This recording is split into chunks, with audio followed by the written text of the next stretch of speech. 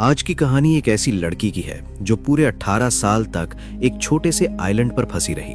जी हाँ, 18 साल बिना किसी इंसान के सिर्फ अपने दम पर जिंदा रही, जहां जीवित रहने की संभावना लगभग 0% थी।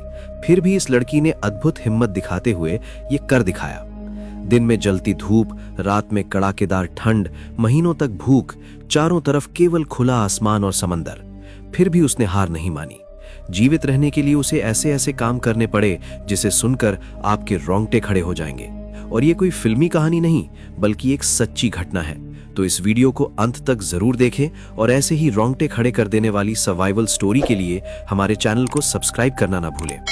1835 का साल था और कैलिफोर्निया के तट से कई मील दूर सैन निकोलस आइलैंड पर निकोलेनियो जनजाति पीढ़ियों से रहती आई थी। उस समय इस छोटे से द्वीप पर लगभग 200 से 300 लोग रहते थे। वहां के लोग अपना जीवन पूरी तरह समुद्र और द्वीप के संसाधनों पर निर्भर करते थे।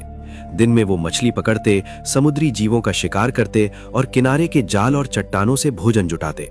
कुछ छोटी मोटी फसलें जैसे आलू उगाते। जब कोई बीमार पड़ता तो द्वीप पर उगने वाली जड़ी बूटियों और पारंपरिक तरीकों से इलाज किया जाता।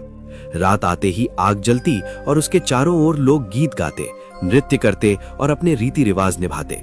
जन्म से मृत्यु तक का हर काम इसी छोटे द्वीप में होता था। यही उनका पूरा संसार था।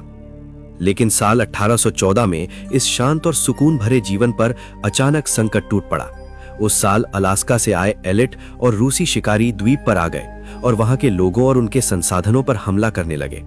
कई लोगों को जबरदस्ती अपने साथ ले जाया गया, कुछ की हत्या कर दी गई और कुछ को घायल हालत में छोड़ दिया गया। इस बार बार की हिंसा और लूटपाट ने निकोलेनियो जनजाति को बहुत कमजोर कर दिया और उनकी संख्या तेजी से घट गई। 1835 तक द्वीप पर केवल लगभग 18 से 20 लोग बचे थे।